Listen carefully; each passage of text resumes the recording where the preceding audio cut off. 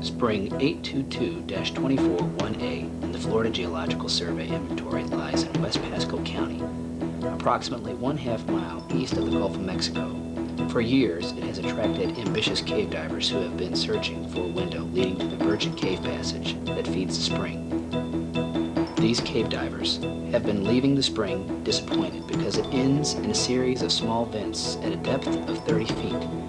The actual window into the underwater cave system was located in the nearby woods. In the woods, Wayne Hayes found a small pool of tannic water surrounded by a limestone rim. This pool turned out to be the karst window so many cave divers have been searching for. The first exploratory dives into the pool were made in February of 1995. A narrow solution tube at the base of the pool led to the long-sought cave system.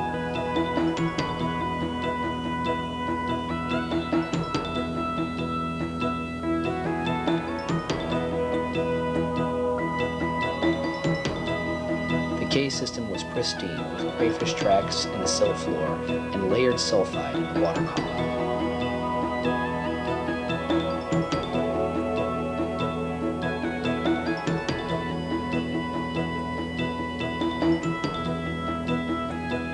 The cave passage was low and silty.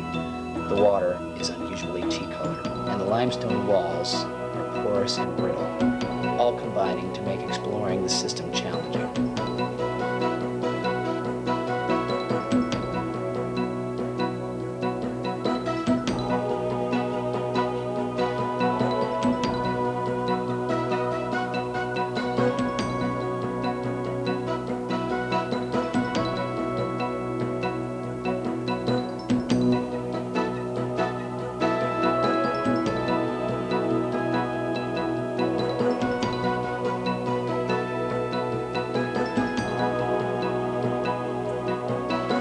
The tourist trap is the first major restriction encountered in the cave system. Following the restriction, the cave opens up into a room known as the Bear Room.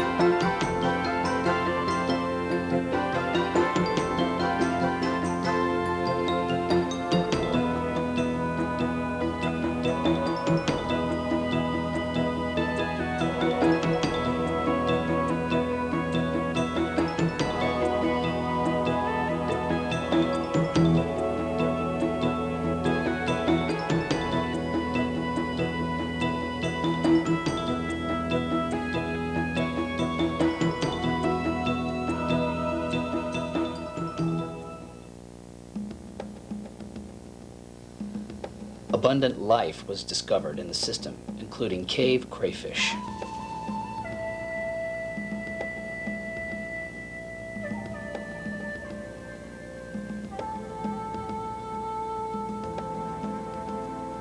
There are 2 species of amphipod and 1 species of isopod found within the cave system.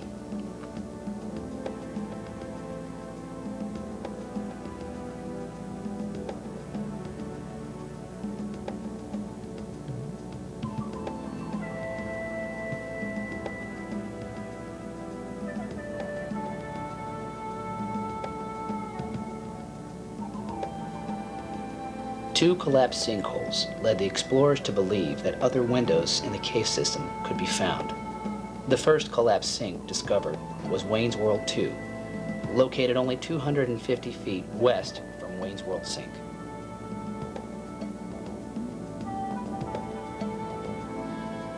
The two sinks are connected by the dog tunnel, which ends at a breakdown pile at Wayne's World 2.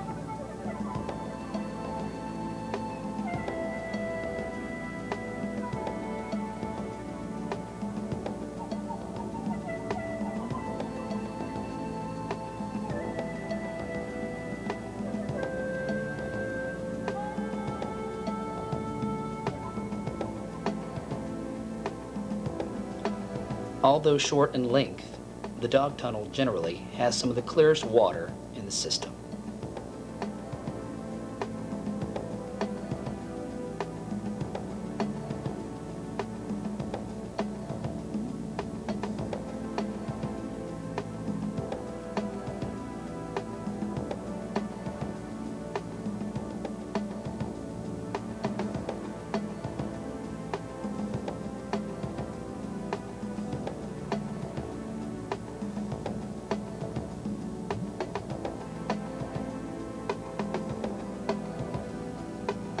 The second collapsed sink discovered was named Tommy's Sink, located 300 feet northeast from Wayne's World.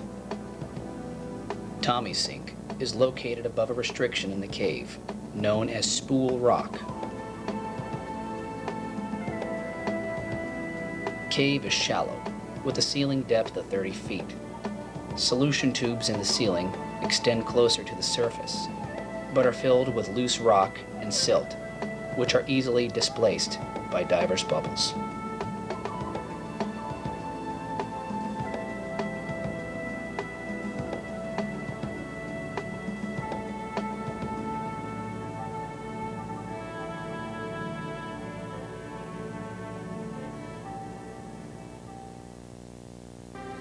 As exploration progressed, the deep salt tunnel was discovered. At the entrance to the deep salt tunnel, the cave drops to depths between 130 and 150 feet. Divers entering this tunnel descend through a halocline, which marks the interface between fresh and salt water. The cave has been explored to penetrations of over 2,000 feet in this direction.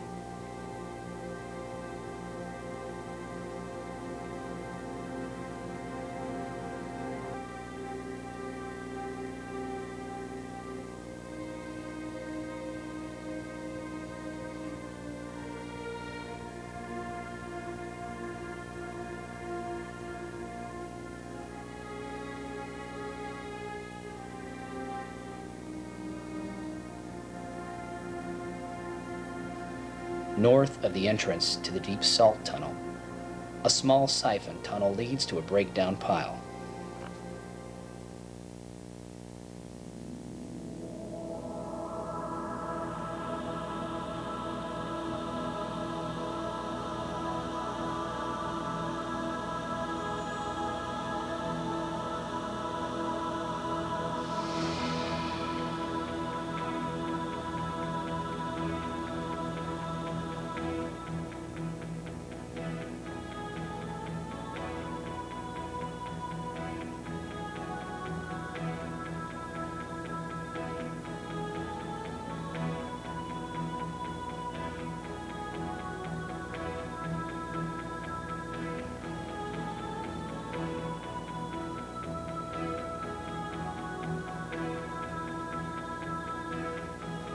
At the end of the siphon tunnel, water rushes past a breakdown pile and up.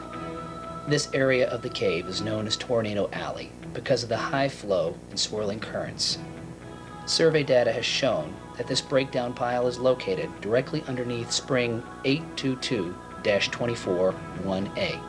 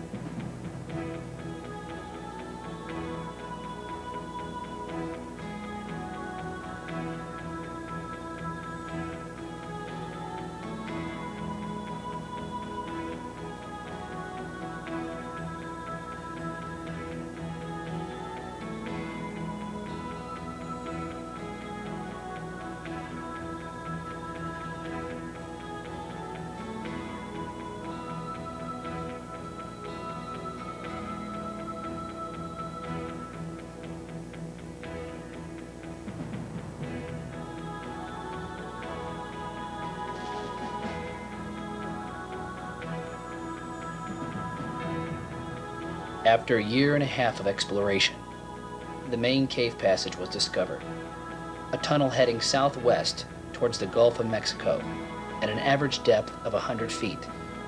This tunnel was named Main Street.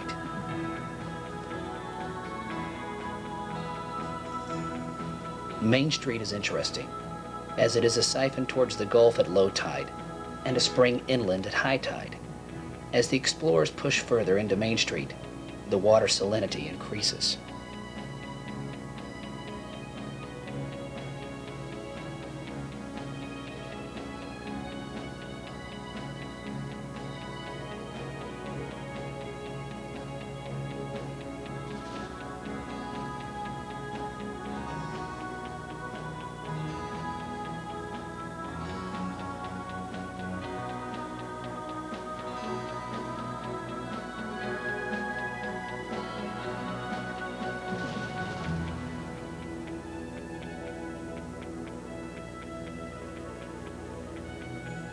Unique life forms in the salty water of Main Street include cave-adapted anemones and feather duster worms.